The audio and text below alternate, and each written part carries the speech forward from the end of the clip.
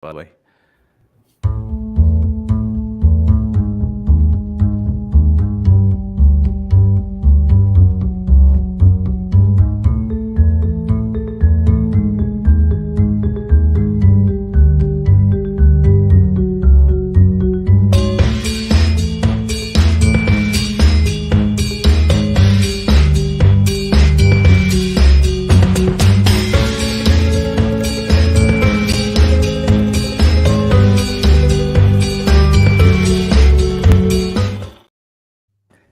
Hello, everybody. Welcome to our latest webinar. And as I promised everyone, Omar, Michael, before I introduce you, I promised everyone before this that this will not be a boring insurance webinar. There will be smiles and laughs. So welcome, Omar and Michael. I think I've got the names the right way round from the perspective of the viewer. So hopefully you got Omar on the left and Michael on the right. Give us an intro, guys. Tell us who RiskBox are, first of all. Yeah, so I'm Omar. I've worked in commercial insurance for the past 6 years or so. I joined RiskBox about a year and a half ago. My background is just general commercial insurance, but since working at RiskBox, we focus specifically on the digital and creative industries, and tech and production and hospitality, all of the fun stuff, basically. So I think in the last year and a half, my life's become less boring and more interesting, which is good, working under Mike. Lucky you.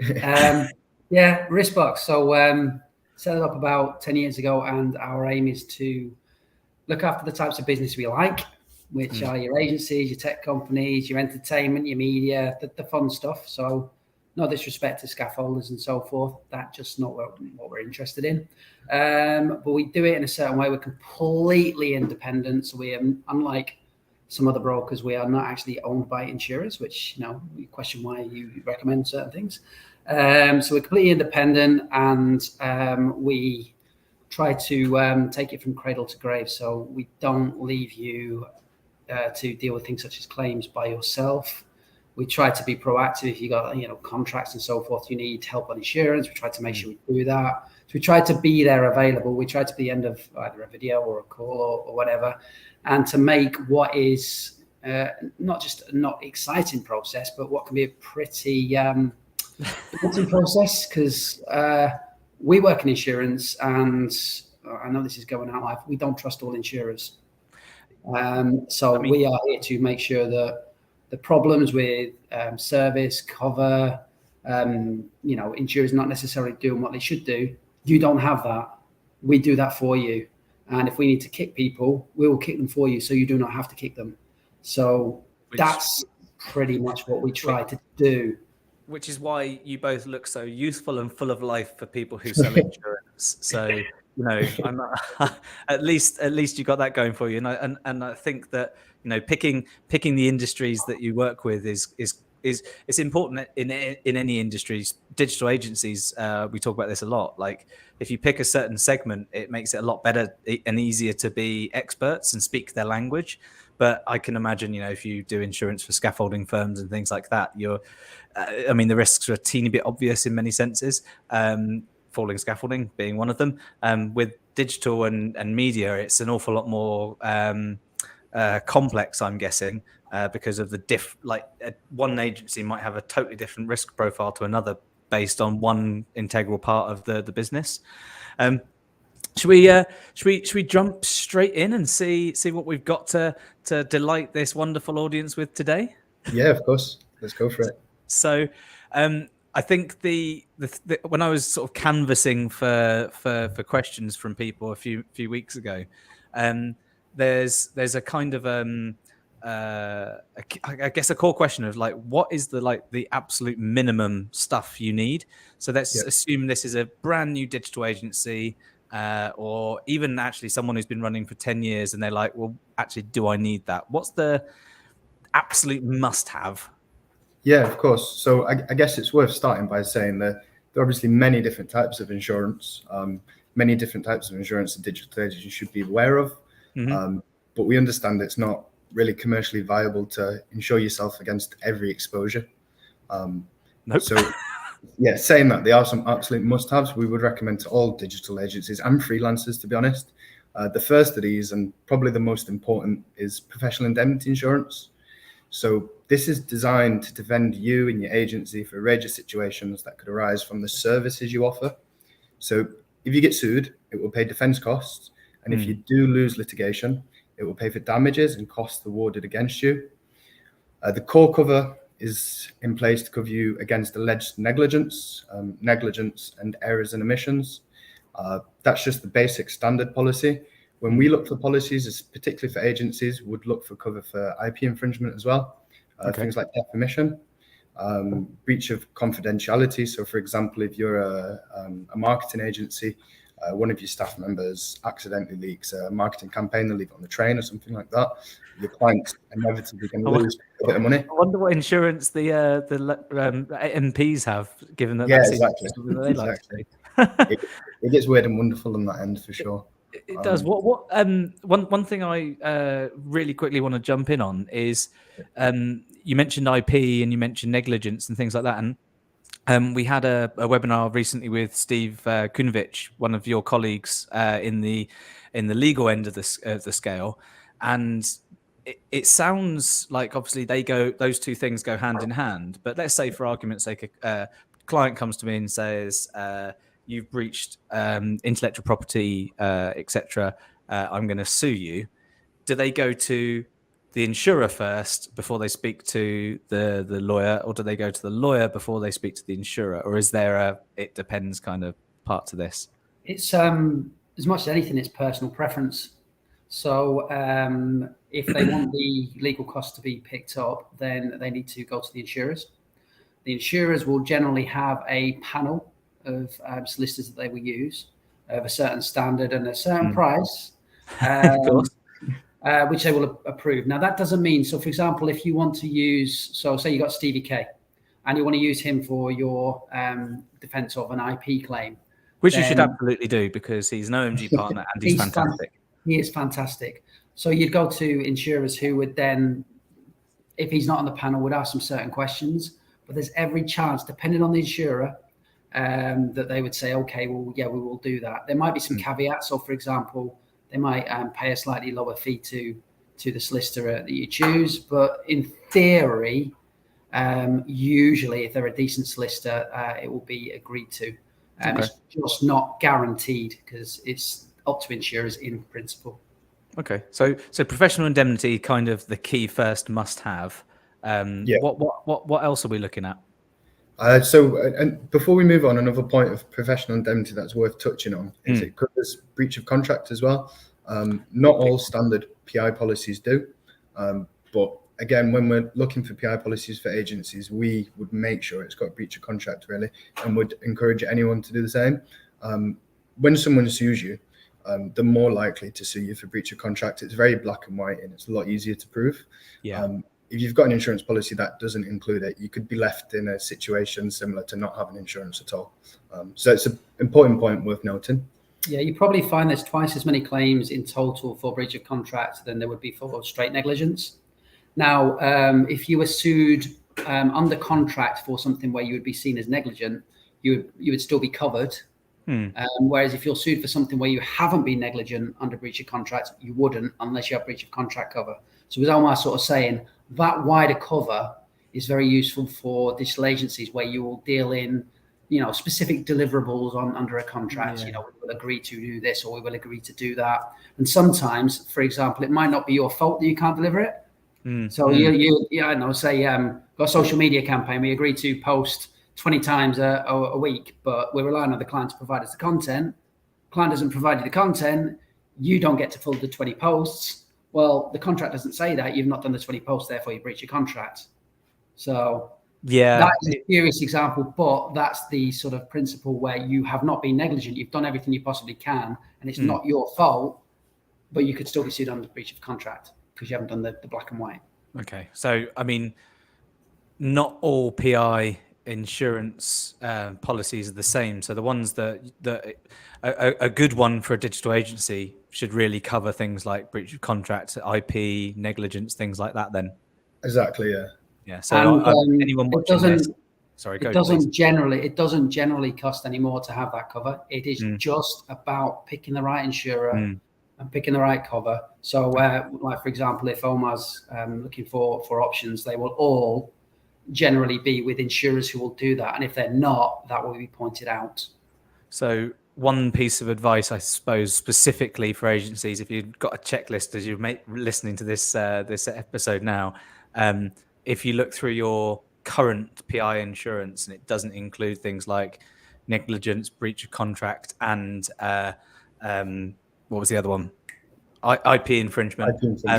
Then you need to have a chat and try and work that one out for either the next policy, or to get it added to the current policy, because it sounds like it's not standard, but should definitely be a digital agency standard for sure. Exactly. Yeah, you're paying for this product at the end of the day, and you're not going to know how good it is or how well it works until you have to claim. So it's just making sure that the product you're paying for meets your needs effectively. Yeah, makes sense. So that's a definite bare minimum PI. What else? Is there anything that's like you can't operate without? Yeah, so we've got employers' liability insurance, and this is the only insurance that's actually required by statute. So if you have any employees, or if you're in charge of anyone who could be considered an employee, so interns, volunteers, even freelancers, you need employers' liability. If you're a limited company and you don't have any employees, but you have more than one director, again, you need it by statute, by law. If you don't have it, there's a fine. I think you can get fined up to $2,500 a day for not having it, which is obviously a lot of money. And to be honest, it's pretty inexpensive in comparison to other insurance. And on top of that, it can usually be packaged. So a lot of these insurances we're going to mention, they can be packaged in what's called a professional indemnity combined. So at the center of the product is your professional indemnity, and then you'll package on things like your employer's liability and the other bits that we're going to discuss as well. The actual cover, employer's liability, so it protects your agency against claims for injury to employees. So it'll pay for defense and, depending on the circumstance, settlement as well. Yeah, so to quickly interject as well, it's a good example because sort of as Omar said, it covers, it's easy to know if you've got employees. Yeah. Well, yeah, you hope so. We've got employees, we know we need to do it. It's also pretty easy to check if you're a limited company, if you've got more than one director, dead easy. Where it's a grey area is where you might be in control of someone who isn't technically normally considered employee. You're not paying them a salary, but you are in charge of their system of work. That's where the grey area comes in. So if you've got a freelancer who's working under your supervision, and we've had claims for this, where you're doing a shoot and you're telling them to do X, Y, and Z, and you're in charge of the health and safety, you're in charge of where it is and how they're doing it, that person gets injured, they can sue you as an employee because you're in control of the system of work.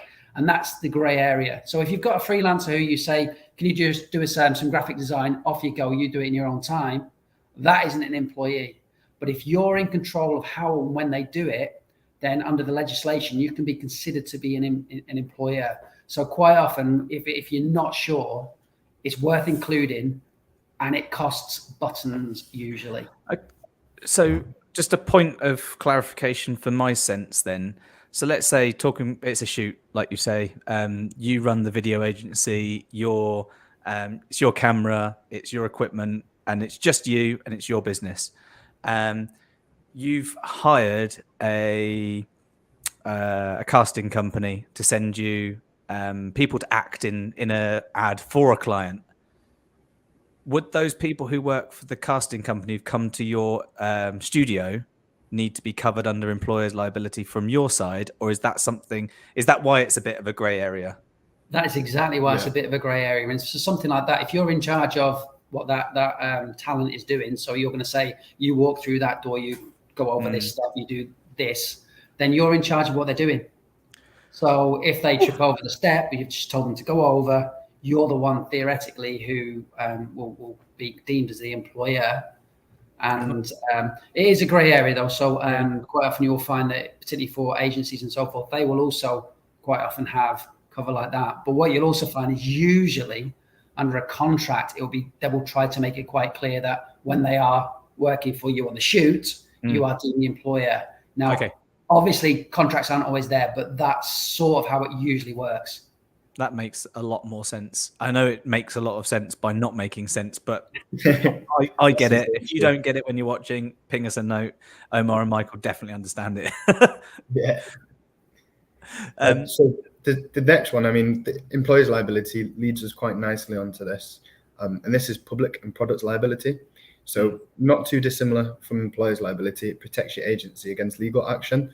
But this is from injury to third party or third party property. As you guess by the name, there's two sections to this. There's public and products. So for products, most agencies don't have physical products. There's minimal risk here. I mean, potential exposure could be stuff like your corporate merchandising or marketing material, but in honesty, how likely is that going to cause injury to someone? Of course, if your agency did have physical products, there's a heightened risk here, and it will depend massively on the products you have. The other side of it is public, so there's a bit more risk here. But again, if you've got a digital agency only offering digital services, there's very minimal risk. It could relate to things like if you were in a cafe and you spilt a drink on someone else's laptop, damaged it. If your charger trips someone up and they hurt their knee, again, public liability will jump in. There are times I sat in a cafe and not even considered that. That have been working. Yeah, touch wood, but yeah, that's where your public liability will jump in. I think a important point to note here is, again, similar to employer's liability, it's relatively cheap. And it tends to be a contractual requirement. So we see it a lot as a contractual requirement. And it's worth noting, so bigger companies, ASOS, someone like that, for example, they tend to ask for quite high limits, 10 million, north of 10 million. We'd always recommend pushing back where possible. We think most digital agencies, a sufficient limit is 2 to 5 million. And if you push back, they'll usually meet you there. And again, it can be part of that package, and it's pretty inexpensive. Yeah, it'll depend on what you do as to what would be a reasonable limit to have. And it is still whatever. If it's not under contract, it's still finger in the air. If you're a digital agency working in an office and you're not doing anything physical, then something like 2 million is fine. If you're a production company, you're going to go and do shoots, or you're arranging events and so forth, where you're going to control people, then you need higher limits. So that will depend on how you feel usually. And as sort of Omar said, sometimes you'll be asked for ridiculous limits. You can bounce that off your insurance provider sometimes as well. But where possible, we'd suggest negotiate something that's reasonable. Because if you're going to go and do a £500 graphic design job and they're going to ask you to have 10 million public liability, that is bonkers. Yeah. I remember about 6 or 7 years ago now when I was running the agency, we had, I think it was probably the largest client that we'd ever had at that point, and they said you need a 10 million cap, and I wasn't able to do that. The business wasn't needing that. So instead, we kind of negotiated a meeting where essentially we did a risk analysis. That was how I negotiated them down to what our cap was at the time. But there's lots of different ways you can negotiate with a client, because sometimes their legal team or their own sensible heads seem to have a cap that's written in stone internally somewhere. Yeah, quite often it's a computer says no mindset of an individual who might be within the procurement part. That happens a lot.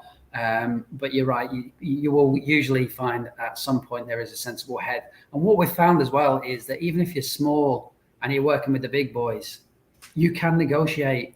And quite often it seems to be you get a lot more respect by negotiating. It's actually the bigger ones that will say, okay, yeah, you're only doing this, the contract's worth that, you're not going to be doing this, fair enough, we'll do that. Whereas sometimes it's the smaller ones that you just don't sort of look outside that box. So it's pretty random, I guess. Yeah, I think that they'll just have one set of terms and conditions to send to everyone. So whether you're a photographer taking pictures for them or you're a contractor building for them, they're going to send and ask for the same limit. So it's just pushing back and kind of trying to relay that obviously you don't need that limit. Absolutely. One that I definitely want to sort of move along and talk about is cyber and data insurance, because that's something that you guys talked to me about before we had this webinar. And previously to that, I'd had just assumed that was just that was all rolled into everything else that you do as one the three pieces that we just talked about. Is this completely separate? Yeah, so similar to the liabilities, it can be packaged as part of your professional indemnity. Depending on the insurer, some insurers we wouldn't recommend going to for cyber and data. It's still a relatively, in the scheme of things, it's still a relatively new product. Not all insurers are good at it. You can get it for really cheap through one insurer, but it could not be worth the paper it's written on. There's two main sides to cyber and data. You've got the data side and the cyber side. We'll discuss the data element first. So you could think of data as effectively just information. So all agencies hold data. To be honest, the risk tends to be quite low, depending on what you do. Most agencies don't hold a great deal of sensitive data, but we hear agencies all the time, we don't hold any data. You do. Everyone would have data. It might even just be employees' data. It might not be sensitive. There's something somewhere, and I guarantee if you're an agency that says you don't, have a look in your Google Drive or your Dropbox or your SharePoint, and you're gonna find something. I was talking to an agency leader the other day, and they were like, "Oh no, it's all on the client stuff. We don't have anything. We don't hold anything ourselves." And I was like, "Okay, cool, no worries."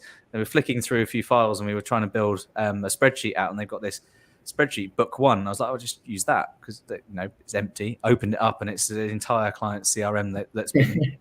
they didn't even download it intentionally. It's just there. That's I mean, risk, big risk. Exactly. And if data leaks, I mean, you can find yourself in a situation where it's costing you and your agency a lot. I mean, there's rules in place now, so you'd have to inform the ICO, the Information Commissioner's Office. You'd have to notify all those affected. If that's 10,000 people, it could be a case of having to set up a call center just to get and let everyone know that it's been information's been leaked. You'd have to pay fines as well, quite hefty fines. As you can imagine, all of this is quite expensive. The data element of the insurer effectively covers your liability for this data. We get agencies are going to have less exposure than, say, an e-commerce site that's taking payment and holding card details, but there's definitely still an exposure there. Everyone's got a contact list. Everyone has got a contact list somewhere. But as Omar is going to lead on to in a second, the data part isn't the big part anyway. GDPR does not say you need to have cyber and data insurance, but it's still an important thing to have for the cost it will have, particularly for the cyber bit, which Omar will go about. Things such as, like, if you go for cyber essentials, they will give you some cyber and data insurance generally within what they provide. That is usually very, very low, and it's relatively restricted. So it's better than nothing, but it's not necessarily what we would ever recommend as suitable to protect you. See, if you're like a web developer then, or a technical SEO person or something like that, and you have administrative level access on a client's website, and say they're e-commerce or something like that, you've technically got a bit of risk there, in the sense that you're working on a website that may well, if through your actions or inactions, become a risk vector for data leakage or something like that. Exactly. Like, similarly, you accidentally download something you shouldn't do, maybe. Yeah, exactly. And they're effectively just doors. If you have access to someone else's system, they can just jump from system to system, and before you know it, they've got control of so much data and access to systems. So, like Mike mentioned, where we see the biggest exposure for a lot of agencies and a lot of our clients, to be honest, is under the cyber side. So the cyber side, it's probably best to use an example here. And I'll use ransomware because we're seeing it in the news all the time at the moment. Exactly. So hacker gets out of your system, locks you out your system. You can't access anything. You can't access your emails. You can't access any of your data, any of your information. And they turn around and ask for 2 Bitcoin to free up your system. The cyber insurance will step in. So initially, they'll provide professionals to investigate the attack and actually find out if it's credible. They'll do research on the hackers, because these hackers are communities of people who tend to stick true to the word. You pay the ransom, they might actually give you your system back. There's even circumstances where they'll tell you kind of the holes in your system and help you going forward. But it's if you pay this ransom. The insurers will provide things like digital forensic teams that try gain access to your system or repair your system. if all else fails, they'll even provide negotiators to negotiate with the criminals and pay or reimburse the money. We say pay and reimburse because it's a very grey area at the moment. Insurers don't want to be seen paying hackers ransoms because it's just going to encourage more hackers. But also they can't not, because if you're locked out your system for 6 months, the cost is going to be way more than the ransom. The two core benefits of it is one, obviously it pays for things such as Omar said, it can pay for the ransom, it can pay for your business interruption. There's the monetary element there, but then there's the other element, which is the hassle, the stress, the pain of a situation like that. It's I've had calls where someone's phoned up in tears saying my business is over. We've been demanded £50,000 to pay this. We haven't got it. And we're an e-commerce company, and it's like, Black Friday tomorrow. What do we do? And with the good insurance people, if you get the right ones, they've got effectively like a cyber SAS. They parachute them in, metaphorically, of course. And they will pick it up and they will do exactly what Omar said. They will find out what's happened, how it's happened, what's affected. Is this a credible threat? Are these ransom people who are likely to stick to their word? And if you pay them, you will actually get it, get your systems back. Or are they ones that aren't going to, and you're going to just pay something that's going to disappear? But as Omar's also said, at the moment, ransoms can be paid, albeit through different channels. One day it will not be. One day it will not be the case. There's legislation going through the US at the moment. As soon as they find it's illegal to pay a ransom, then obviously that will change. And at which point you'll probably find every single insurer around the world will say we're no longer doing it. Because it could be seen as funding terrorism. Yeah, and quite a lot of insurance companies. Now, this is obviously going down a rabbit hole that we don't want to do because we haven't got a huge amount more time. But quite a lot of insurance companies are reinsured by other firms. Correct. And quite a lot of those reinsurance firms act like completely globally as organizations. So they'll follow where the biggest money is, I guess. So if the US makes that rule, then the reinsurance companies will enforce that rule, and then the insurance firms have to enforce that rule, and no one gets paid then. And a lot of the insurers in the UK are US insurers. Your Chubbs, your AIGs, your Travellers. They're all Beazley. They're all the US, generally US companies that have offices in the UK. Speaking of that, from an international point of view, is it necessary if you're a UK company that runs a UK agency that works with UK companies that work internationally? Is it different? Is it a different kind of insurance you'd have to have than if you worked across international clients as well? So working across international clients, there's two things you really need to consider. In your insurance policy, there's two sections. You've got your territorial limits, and your territorial limits is effectively where the clients you're working with are based. And to be honest, 9 times out of 10, most insurers offer worldwide as standard. If not, I'd advise contacting them because it's effectively the same price. Occasionally, we do see when clients have gone direct to insurer, they'll restrict it to the UK. So we would pay attention, but 9 times out of 10, it's worldwide as standard. Okay. I think the sticking point when dealing with international clients is your jurisdictional limit. So jurisdictional limit relates to where disputes would be tried. So most policies, similar to the territorial, are usually worldwide as standard, but specifically excluding USA and Canada. Reason for this is the litigious cultures out there. They like to sue. They have things like punitive damages. Litigation tends to cost a lot more out there, tends to be a lot longer, and there's just a lot more of it. It's part of the culture. If you are asked by a client to engage under US or Canadian contract, in first instance, would, again, similar to the higher limits, would always advise pushing back where possible. We understand this isn't always possible. When not possible, you'd have to tell your insurer and kind of add it back into the policy, extend the policy, which does tend to cost extra, especially if it's a large contract. It can cost significantly extra, and insurers will need a fair amount of additional information. So they might want to know specifically what that contract's providing, the amount of the contract. Occasionally, they might even want to see the contract. Another thing worth noting here, especially kind of touching on what we touched on earlier and whether it's kind of financially viable. Most contracts, so if you were to sign a contract with a large US company and they want to try it under US court, if a dispute were to happen, they might also stipulate in the contract that you have to keep it under US jurisdiction for the next 6 years. So that's obviously going to be you're going to need to take that into account when pricing the policy going forward and kind of pricing for your tender effectively.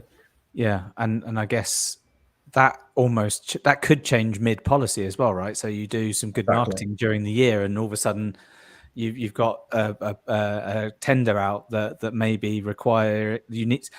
So I wish I'd known you guys a long time ago, because there's times when you don't realize that actually it's a bit like you've got car insurance, and I don't know, something happens over the course of the year. And it's not like you've changed the car completely, but something fundamentally's changed on the car, like you've added an aftermarket part, and you don't think to call the insurance company and let them know that there's some obnoxious exhaust or something on there. Yeah, the worst situations we find are when someone has signed a big contract and not told us. Quite often, the terms of the contract might be unreasonable, but if you've signed it, you've signed it. Whereas if they, same as you'd go to a solicitor in the negotiation side, you come to your insurance broker who says, that's not a reasonable amount to have. Insurers wouldn't agree to this clause. This would cost you extra for this. You have to bear that in mind when budgeting it and when negotiating. So it is always worth speaking to whoever arranges your insurance when it comes to any big contract, particularly anything to do with the US or Canada. That should be like the big red flag. Yeah, and not to sound like a broken record, but 9 times out of 10 you can push back. If you've already signed it, then you've kind of just signed away that ability to push back. They're never going to accept lower terms after you've signed the contract. So again, just to reiterate what Mike said, it's always worth just chatting to whoever organises your insurance before you kind of engage in any large contract. And to recap, you've got the geographical limits, which allow you to work with where your clients are based. And then you've got the jurisdiction limits, which the second part that Omar's mentioned, and that's the court of law, which is specified in the contract. So you could deal with a US company under UK jurisdiction and probably not have to change your insurance at all. But the moment it is US or Canada jurisdiction, that's when things become more expensive. That's when things have to, policies have to be amended. This isn't a plug for RiskBox, except it kind of is. But I don't think you get this kind of awareness or attention to these kinds of things with a generalist supplier, right? So if you go direct to an insurer, we find that, they're not allowed to advise you, so you kind of miss out on things like this left, right, and centre. Other brokers will be able to advise you on stuff like this, but they might not specifically have knowledge of agencies. But yeah, this is kind of our bread and butter. This is what we do. You would be better off being with a bad generalist broker than going direct. Never, ever, ever go direct for your agency's insurance. Just don't do it. It doesn't make sense. Even if it's someone, not mentioning a certain well-known direct insurer who every single time we come across their policies they've done direct, have restricted all the covers. Quite often they're far more expensive. They've removed things. Yeah, if they'd have gone through the worst broker in the UK, the cover would have been far better. And probably cheaper. There's no extra cost to go for a broker. It just makes that makes sense.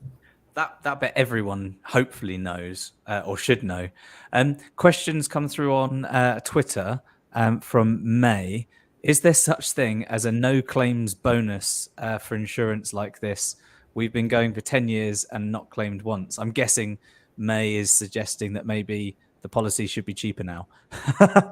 Yeah, so no claims bonus itself is effectively specific to car insurance, and then some other personal insurance like home insurance. You don't get a set no claims bonus, but I guess one thing we would say, so if you'd claimed 10 times in the last 10 years, your policy wouldn't be what it is now. They don't tend to give you a massive discount for not claiming, but they will negatively impact your premium if you do claim. So again, it's another good reason to have a broker rather than going direct to the insurer, because where they can take the P, they will. Yeah, in commercial insurance, there are all sorts of different things that people might say you'll get discounts for. You might have a discount for an alarm, or you might have discounts for being cyber essentials. You might have this. Honestly, that's rubbish. Insurers will choose the price that they want to, and they will put lots of different factors in. If they can reduce it for 10% for, say, having a decent security system, they can reduce it for 10% anyway. Yeah.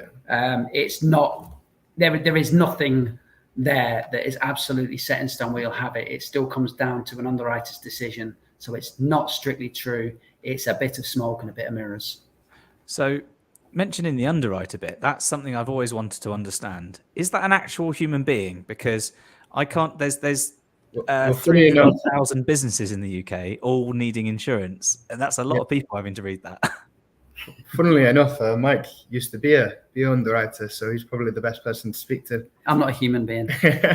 You must have to be a robot, crikey. I'm an algorithm. No, so you'll find that there is a move towards more AI generated responses and so forth from insurers. What I would suggest is that eventually you will find that AI will do a lot more. But at the moment, what you'll find is a lot of insurers have taken steps a little bit too quickly. So whereas you used to have people who could understand risks, understand particular things about an agency or what they're doing, you struggle now to find that, which means that service is a lot slower for a lot of things because they put processes in place, as in processors, as in people who process rather than have the particular skills of underwriters. So they've just jumped the gun, we find. Yeah, I think this might be going a bit off topic, but for us, insurance is a very kind of people person job. For us, it's about the relationship. So having that relationship with the underwriter. One day we might give them come to them with a company that's very light risk and they're happy with us. The next day we might come with someone who's producing parts for a car and they don't want to do it, but we'll lean on the relationship we have with them to kind of get there and pick it up and achieve a result. That makes sense, and it's nice to know that the insurance game is a people person game to a degree, because I worked for an insurance company. We did some digital marketing for them once. They were not people. I'm glad to hear that there are people in your industry. Yeah. We try and stick as much to them as possible. Like Mike says, there's a lot of yes and no's, and computer says no's.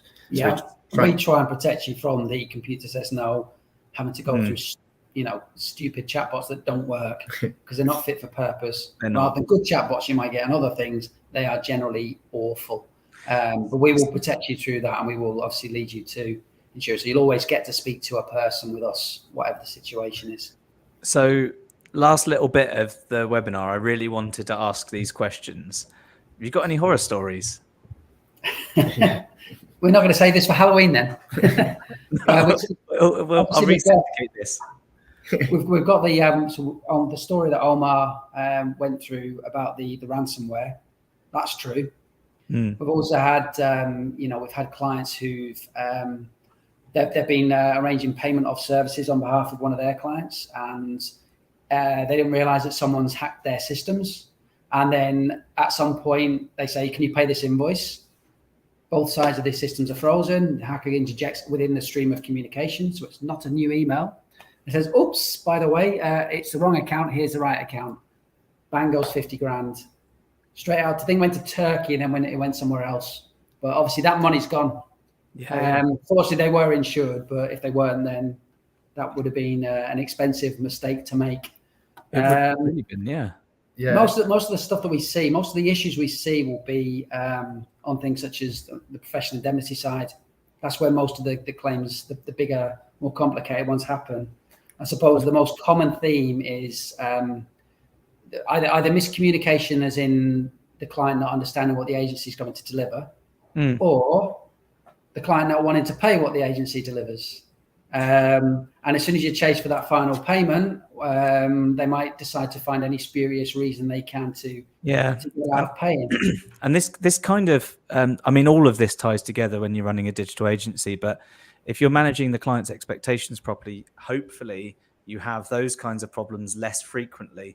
And if you've made it clear that your payment terms are this and your deliverables are that, and you don't kind of necessarily guarantee specific results and things, those kinds of problems are less likely to happen. So for a client's not going to say you've broken contract because you didn't say we'll get you 1 million sales this year.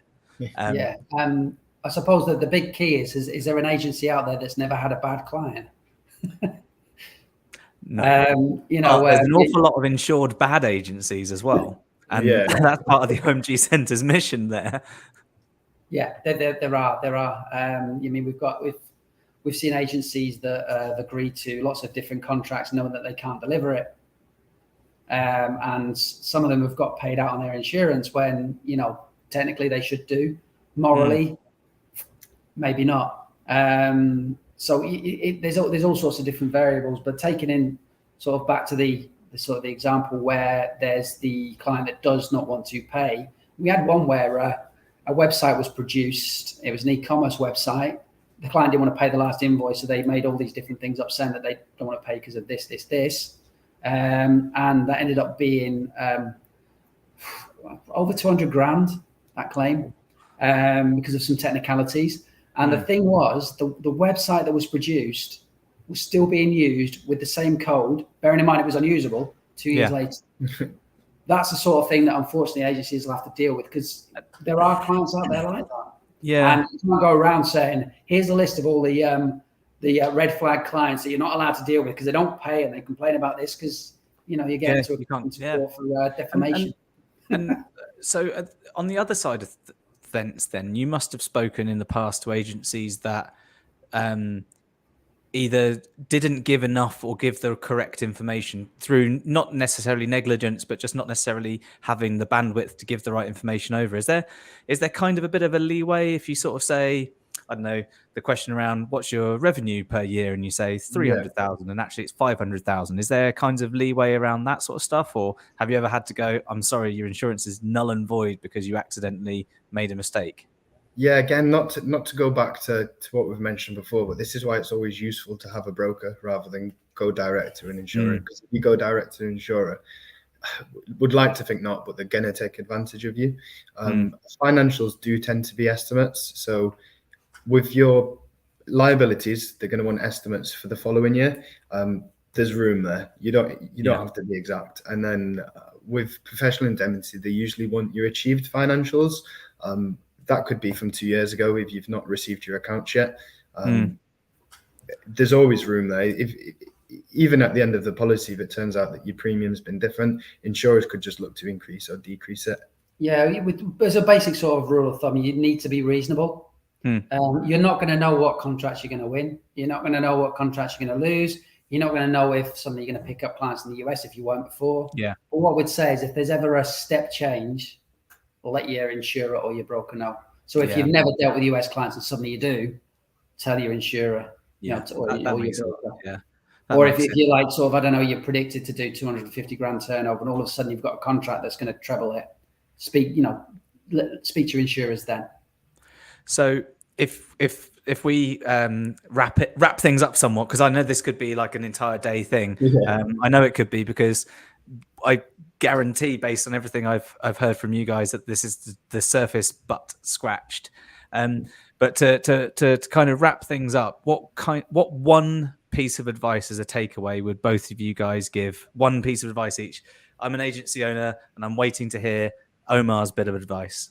Yeah, my advice, simple as I've mentioned it, engage with a broker. It doesn't have to be us. Engage with a broker. Don't go direct to insurers. Just speak to a professional. It's going to cost you no extra. Occasionally it will be cheaper, and they're going to be able to give you advice and help you along your journey. Again, doesn't have to be us, but just whatever you do, don't get directly insured. It makes no sense. Yeah, I sort of echo that. So what I would say is, if you were to claim for insurance direct and the insurer says it's not covered because of this clause, how do you know you're right? How do you know that is correct? How do you know? And that's where even a bad broker should be able to step in. Okay. You know, they are supposed to be there to be able to say, well, actually, no, that is not the case. That is not reasonable to decline a claim for that. And that's exactly why you don't want to go direct. Brilliant advice. I'm so glad you guys came on, and I think that there's quite a lot to take away, and we'll probably get a few questions in the next few weeks as people digest this, because it's very complex when you're already got a very busy mind on your own business. So it makes sense to work with people that actually kind of get it. So thanks so much for coming along, guys. It's been really great having you. No worries. Cheers, Chris. Thank you. In the next webinar, which is on the 13th of April, we've got Charlie and Deborah from the HR department. We're going to be talking about the employment landscape. Similarly to insurance, it's a bit difficult to get right. And it's something that I think all digital agencies really need to get to grips with, especially if you've got staff, but if you're ever thinking of getting staff as well. So thanks very much and enjoy the outro music.